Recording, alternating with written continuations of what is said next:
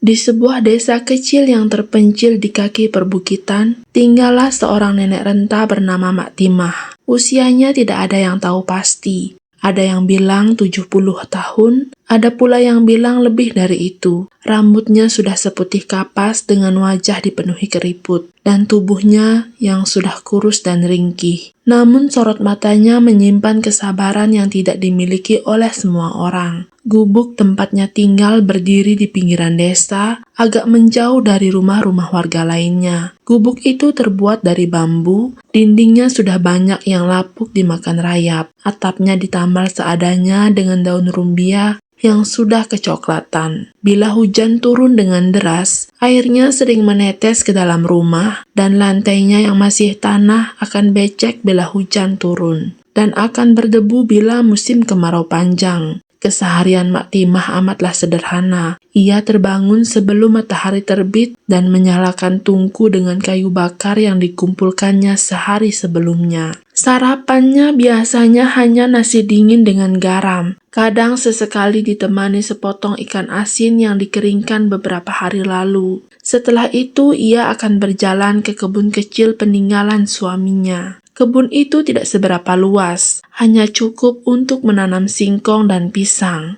Tapi itulah satu-satunya sumber hidupnya. Dengan langkah pelan, ia mencabut rumput-rumput liar, menyirami tanamannya, atau sekadar duduk memandang sawah tetangga yang lebih hijau. Sejak suaminya meninggal dunia belasan tahun yang lalu, ia hidup sebatang kara. Anak-anaknya, 2 orang lelaki dan 1 perempuan, sudah lama tidak ada. Yang satu meninggal karena sakit waktu masih kecil, dan yang lainnya merantau entah kemana. Tidak ada yang pernah kembali. Orang-orang desa hanya berbisik, barangkali mereka pun sudah tiada. Sementara sang suami, lelaki sederhana yang dulu selalu menemaninya, sudah dikuburkan di tanah pekuburan desa di bawah pohon tanjung besar yang rimbun. Kesepian sering menjadi teman Mak Timah. Di malam hari, ia hanya ditemani suara jangkrik dan burung hantu yang bertengger di atap rumah. Kadang bila angin bertiup dari arah hutan, terdengar suara-suara samar yang membuat bulu kuduknya meremang, seperti gamelan yang sayup-sayup atau nyanyian halus perempuan, atau kadang sekedar bisikan aneh yang tidak pernah jelas dari mana asalnya. Desa itu memang dekat dengan sebuah hutan yang sudah lama dianggap keramat oleh warga. Hutan itu amatlah lebat, dipenuhi pohon-pohon besar berusia ratusan tahun. Dengan akar-akar yang menjuntai dan tanah yang selalu lembab meski kemarau panjang, tidak ada yang berani masuk jauh terlalu dalam, kecuali para pemburu tua yang masih memegang pantangan adat. Orang-orang menyebut hutan itu sebagai hutan bunian, karena dipercaya menjadi tempat tinggal makhluk halus yang menyerupai manusia. Namun tidak sama. Kata orang-orang tua, mereka hidup seperti kita, bercocok tanam, berumah tangga dan berkeluarga. Hanya saja dunia mereka tidak terlihat oleh mata biasa. Kadang-kadang orang tertentu bisa tersesat dan masuk ke dalam alam mereka, lalu hilang dan tidak akan pernah kembali. Mak Timah sendiri sudah terbiasa mendengar cerita-cerita itu. Dari kecil ia sering diperingatkan orang tuanya untuk tidak bermain terlalu jauh ke dalam hutan. Ia percaya, meski tak pernah benar-benar melihat dengan matanya sendiri. Hari-hari nenek itu berjalan dengan lambat, diulang-ulang dengan kesederhanaan yang sama. Pagi ke kebun, siang kembali ke gubuk, sore menyalakan tungku, dan malam hari duduk di beranda depan dengan pelita minyak yang redup. Kadang ada tetangga yang datang meminta ramuan daun sirih untuk sakit perut. Kadang ada ibu-ibu yang menitipkan anak mereka sebentar bila mereka harus pergi ke sawah. Mak Timah menerima semuanya dengan lapang hati. Meski ia kekurangan, ia tidak pernah menolak untuk membantu sesamanya. Namun jauh di dalam hatinya, ada rasa sepi yang tidak pernah bisa ia usir. Sepi kehilangan anak, sepi ditinggal suaminya, sepi karena tidak ada lagi yang memanggilnya Mak di rumah itu. Malam-malam purnama adalah malam yang paling membuatnya gelisah. Di saat cahaya bulan tumpah ke bumi, suara-suara aneh dari hutan terdengar lebih jelas. Kadang seperti kendang yang ditabuh jauh di dalam hutan. Kadang seperti anak-anak kecil yang berlari sambil tertawa. Pernah suatu kali ia mendengar suara seperti bayi menangis, pelan sekali dari arah hutan. Namun ketika ia memberanikan diri berjalan ke halaman, suara itu hilang begitu saja, berganti dengan suara angin yang menembus sela-sela bambu. Malam-malam seperti itu membuatnya sulit untuk tidur. Ia hanya bisa berbaring, menutupi tubuhnya dengan kain batik lusuh, dan berdoa agar malam segera berganti pagi. Ia tidak tahu bahwa malam purnama berikutnya akan sangat jauh berbeda dari malam sebelumnya. Malam itu, bulan purnama bulat dengan sempurna. Cahaya putih yang jatuh di halaman gubuk Mak Timah membuat tanah yang biasanya gelap terlihat pucat seperti diselimuti kabut tipis. Angin bertiup lebih dingin dari biasanya, membawa bau bunga yang tidak ada di sekitar rumah, wangi melati dan cempaka yang begitu menusuk hidung. Seperti malam-malam lain, nenek itu duduk di beranda kecilnya dengan pelita minyak menyala redup di sudut ruangan. Cahayanya goyah setiap kali angin berhembus. Ia duduk bersandar di tiang bambu, matanya menerawang jauh ke arah hutan. Malam itu entah mengapa hatinya terasa resah. Ada getaran aneh di dadanya, seolah-olah sesuatu sedang bergerak mendekat. Suara-suara samar mulai terdengar. Dari dalam hutan, terdengar bunyi gamelan halus, sayup-sayup, seolah dimainkan di kejauhan. Nada saron berpadu dengan kendang kecil, kadang diiringi alunan suara perempuan yang bernyanyi lirih. Bulu kuduk Mak Timah meremang. Ia pernah mendengar cerita ini. Suara gamelan dari dalam hutan adalah tanda dunia bunian sedang mengadakan pesta. Makin lama suara itu terdengar semakin jelas. Angin membawa gema yang aneh, seolah-olah gamelan itu dimainkan tepat di belakang rumahnya. Nenek itu merapatkan selendangnya ke dada,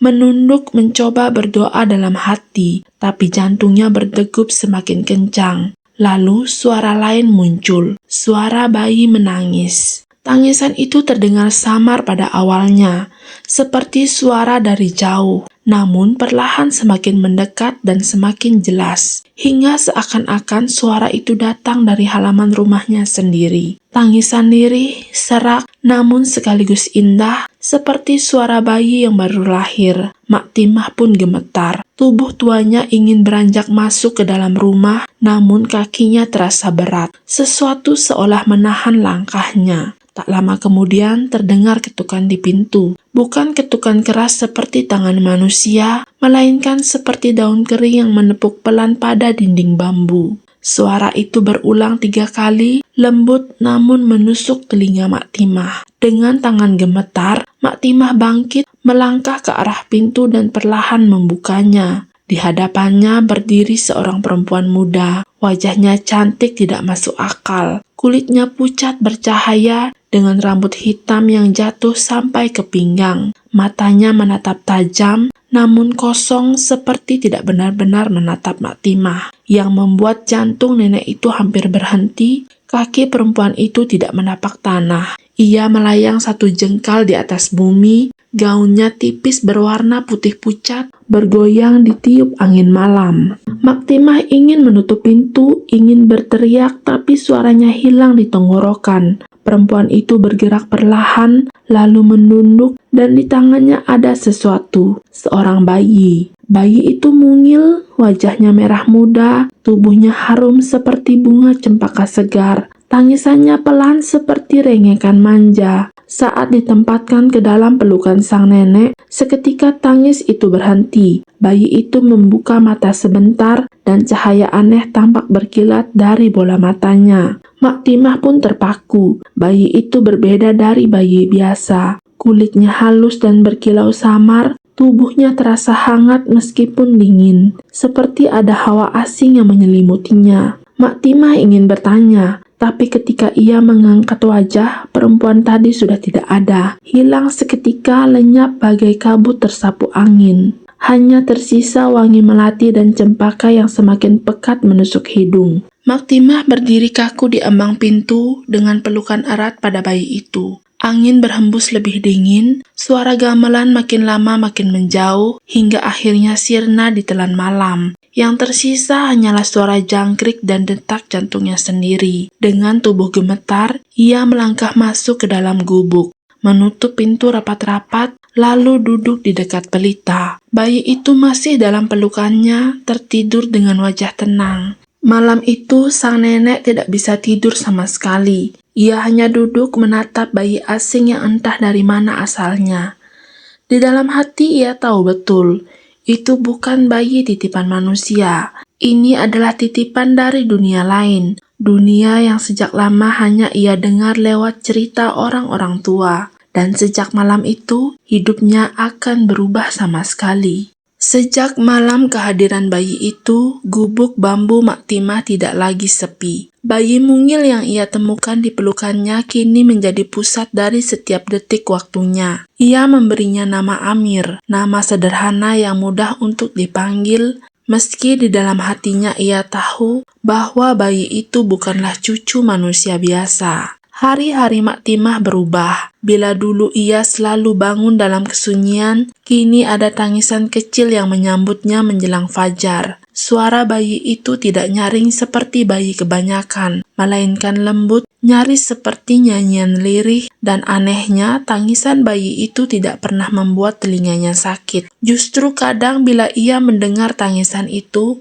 nenek merasa damai, seolah suara itu membersihkan hatinya dari rasa letih. Namun ada yang lebih aneh lagi. Meski Mak Timah hidup miskin, ia tidak pernah kesulitan memberi makan anak itu. Susu selalu tersedia. Kadang saat ia bangun pagi, kendi tanah liat di dapurnya sudah penuh dengan susu segar. Padahal semalam ia yakin tidak ada apa-apa di sana. Pernah pula ia mendapati seikat sayur segar tergeletak di atas meja, atau beras dalam tempayan yang entah dari mana asalnya. Tidak ada yang tahu siapa yang mengisi. Tidak ada jejak orang di sekitar rumahnya. Nenek mencoba menutup mata. Ia hanya berbisik dalam hati, mungkin ini cara dunia membalas ikhlasnya. Amir tumbuh berbeda dari anak-anak lainnya. Sejak bayi ia jarang jatuh sakit. Kulitnya selalu bersih dengan tubuh harum seperti bunga, meski tidak pernah diberi bedak atau minyak telon. Matanya bening, bulat, namun bila terkena cahaya bulan, ada kilau samar yang membuat orang yang menatapnya menjadi tidak berkedip. Ketika ia mulai belajar merangkak, ada kejadian yang membuat nenek semakin yakin tentang asal-usulnya. Suatu malam, Amir merangkak keluar menuju halaman rumah. Mak Timah pun panik, segera berlari mengejarnya. Namun begitu ia sampai di halaman, ia mendapati pemandangan ganjil. Bayi itu duduk tenang di tanah dikelilingi kunang-kunang yang jumlahnya tidak wajar. Cahaya kunang-kunang itu berputar pelan, membentuk lingkaran, lalu tiba-tiba padam bersamaan begitu sang nenek mendekat. Mak Timah menjerit kecil dan buru-buru menggendong cucunya kembali ke dalam rumah. Ia berdoa semalaman, tapi dalam hatinya ia tahu, dunia lain juga sedang menjaga bayi ini. Kabar tentang bayi titipan itu menyebar pelan-pelan. Awalnya hanya tetangga dekat yang tahu, lalu melebar ke seisi desa. Semua orang pun heran, dari mana datangnya bayi itu. Mak Timah sudah lama hidup sendiri, tidak punya anak ataupun cucu. Ada yang berprasangka baik, mengira mungkin ada orang miskin yang menitipkannya lalu pergi.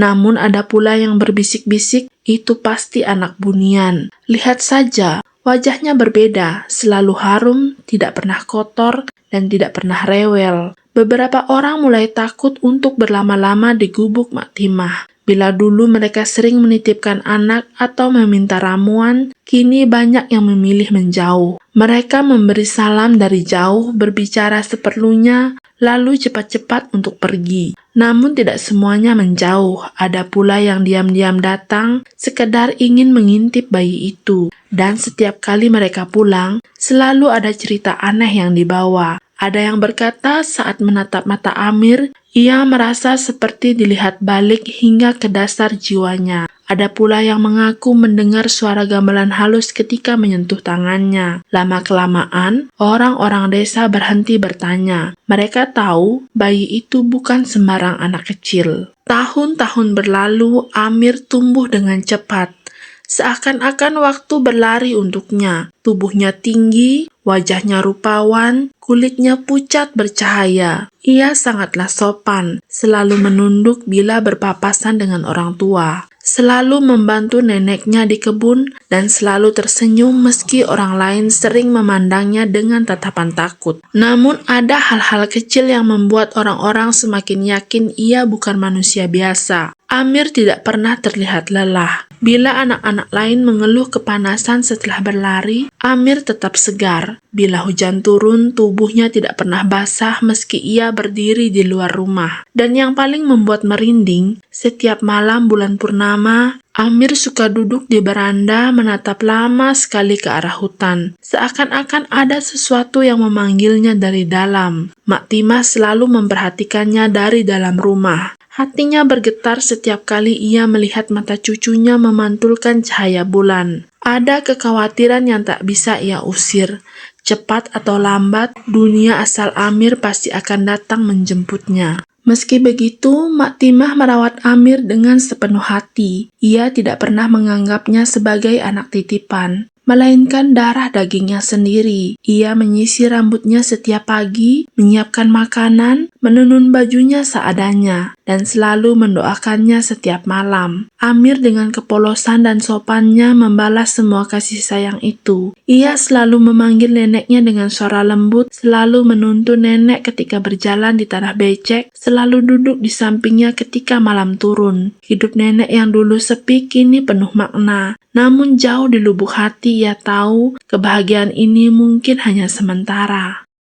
Tahun-tahun berlalu, Amir tumbuh semakin dewasa. Wajahnya kian rupawan, dengan sorot mata yang dalam, langkahnya tegap. Namun semakin bertambah usia, semakin jelas pula jarak yang membentang antara dirinya dan dunia manusia. Ia tidak pernah sakit, dan semakin sering termenung di malam purnama. Mak Timah semakin sering merasa resah. Ia tahu betul bahwa sesuatu sedang mendekat. Ada hari yang ditentukan, ada janji yang harus ditepati. Anak itu bukanlah miliknya. Ia hanya dititipi, dan malam itu tanda-tandanya datang dengan jelas. Langit malam tampak berbeda. Bulan purnama menggantung besar lebih terang dari biasanya, seolah seluruh cahaya bumi disedot ke arahnya. Angin bertiup kencang dari arah hutan, membawa bau melati yang menusuk hidung, bercampur dengan wangi cempaka dan kenanga. Bunga-bunga yang sebenarnya tidak tumbuh di sekitar desa itu, kini wanginya menyesakkan dada. Dari kejauhan samar-samar terdengar bunyi gamelan. Awalnya seperti bisikan angin, namun semakin lama semakin jelas. Suara saron, gong, dan kendang berpadu, diiringi suara sinden yang melantun lirih. Irama itu begitu indah, namun membuat bulu kuduk berdiri. Tidak ada manusia yang bermain gamelan di tengah malam, apalagi di dalam hutan. Itu hanya bisa berarti satu hal. Dunia bunian sedang membuka jalan. Amir duduk di beranda rumah dengan tatapan tak lepas dari hutan. Cahaya bulan memantul di matanya, membuatnya tampak bercahaya. Wajahnya begitu tenang, namun ada kesedihan samar di sana. Ia seperti tahu bahwa saat itu telah tiba. Mak Timah berdiri di dalam rumah, memandang dari balik pintu.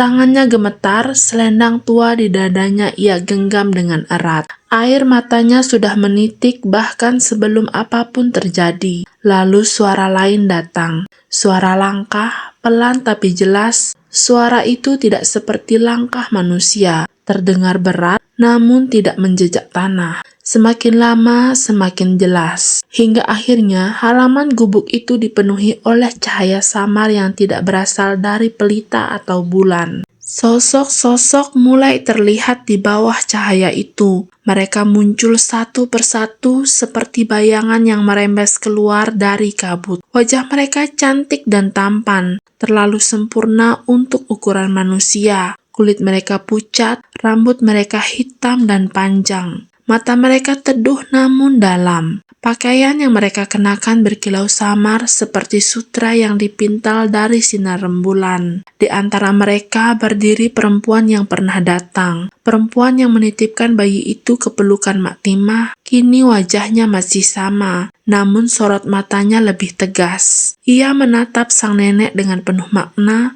lalu menunduk sedikit sebagai tanda hormat. Amir berdiri perlahan. Ia lalu melangkah mendekat, tubuhnya bergetar, matanya berkaca-kaca. Ia menoleh ke arah neneknya, menatap untuk terakhir kali. Ia meraih tangan Mak Timah, menunduk lalu memeluk tubuh tua itu dengan erat. Mak Timah terisak tanpa suara. Tubuhnya lemah, namun ia balas memeluk cucu yang telah menjadi hidupnya itu. Waktu seakan berhenti. Angin, gamelan, bau melati, semua terasa jauh. Hanya detak jantung nenek dan cucunya yang terdengar dalam pelukan panjang itu. Ketika akhirnya Amir melepaskan pelukan, ia melangkah perlahan ke arah sosok-sosok bunian itu. Cahaya semakin terang, gamelan semakin nyaring, hingga tubuh Amir dan rombongan itu perlahan menghilang. Tidak lenyap seketika, melainkan perlahan seperti kabut yang ditelan cahaya bulan. Dan dalam sekejap semuanya menghilang. Halaman rumah kembali sunyi, angin berhenti, suara gamelan lenyap, bau bunga pun sirna. Hanya suara jangkrik yang terdengar, seakan-akan tak pernah terjadi apa-apa. Namun di dalam rumah, Mak Timah terduduk lemah, air matanya masih mengalir, dadanya terasa sesak oleh perpisahan. Ia tahu cucunya telah kembali ke dunia asalnya, dunia yang tak bisa ia masuki, tak bisa ia lihat, dunia yang sejak awal hanya menitipkan bukan memberi. Malam itu, nenek tidak tidur sama sekali. Ia duduk di dekat pelita yang hampir padam, menatap kosong ke arah pintu yang telah menjadi gerbang perpisahan.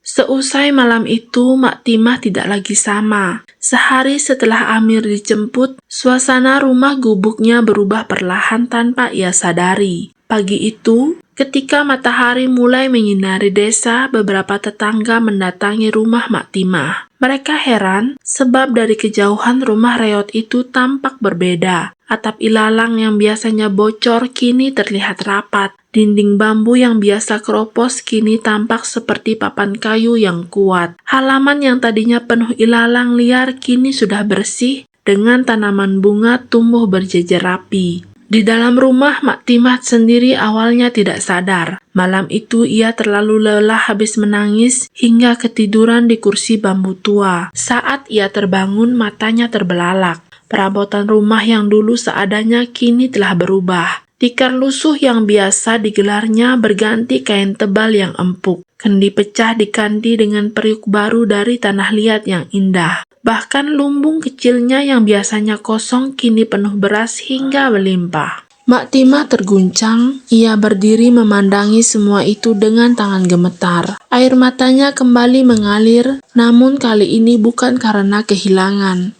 melainkan karena rasa syukur yang tak terucap. Ia tahu semua itu adalah balasan dari para bunian. Hari-hari berikutnya semakin nyata keajaiban itu. Setiap pagi ia selalu menemukan tambahan rejeki di depan rumahnya. Ikan segar, kain baru, bahkan perhiasan kecil yang berkilau. Tidak ada yang tahu dari mana datangnya. Warga desa yang datang berkunjung hanya bisa terheran-heran. Mereka mulai segan kepada Mak Timah, bahkan menaruh hormat kepadanya. Orang-orang yang dulu memandang rendah karena kemiskinannya, kini datang meminta nasihat. Petani yang gagal panen, ibu yang anaknya sakit, semua datang meminta doa restu. Dan keajaibannya, setelah berkunjung, masalah mereka seringkali perlahan membaik. Seakan-akan ada kekuatan gaib yang mengalir dari nenek renta itu. Namun Mak Timah tidak pernah sombong. Ia tetap rendah hati, tetap duduk di beranda rumahnya sambil menenun atau menumbuk rempah. Bedanya kini matanya terlihat teduh, ada cahaya yang tidak dimiliki oleh orang lain. Di malam-malam tertentu, terutama ketika bulan purnama, Mak Timah sering terduduk sendiri di beranda, menatap hutan di kejauhan. Terkadang samar-samar ia mendengar suara gamelan lirih atau wangi melati yang dibawa angin. Saat itu ia hanya tersenyum, menutup mata, seolah-olah ada yang sedang menyapanya dari dunia lain. Ia tahu Amir, anak yang pernah menjadi hidupnya, tidak benar-benar menghilang. Ia hanya berpindah tempat, berpindah alam, dan meski tidak bisa lagi dipeluk, kasih sayangnya tetap ada, berbalas dalam bentuk keberkahan yang kini ia rasakan. Waktu terus berjalan, rambut Mak Timah semakin memutih, tubuhnya pun semakin rapuh. Namun hingga akhir hayat, ia tidak pernah lagi merasa kesepian. Dunia bunian telah menepati janji, menitipkan, menjemput, lalu membalas dengan kemuliaan. Dan ketika akhirnya Mak Timah wafat di usia yang sangat tua, warga desa menguburnya dengan penuh rasa hormat. Malam setelah pemakaman, beberapa orang bersumpah melihat cahaya samar turun di atas pusaranya, diiringi wangi bunga yang menenangkan, seakan-akan dunia yang tak kasat mata pun ikut memberi penghormatan terakhir pada seorang nenek yang telah tulus merawat titipan mereka. Sejak saat itu, kisah Mak Timah diceritakan turun-temurun di desa itu, bukan hanya sebagai cerita mistis, tapi juga sebagai pengingat bahwa ikhlas menerima dan menjaga titipan, sekecil apapun bisa mendatangkan keberkahan yang tidak terduga. Sekian cerita hari ini, terima kasih sudah menonton dan mendengarkan video ini. Sampai jumpa di kisah selanjutnya ya. Bye-bye.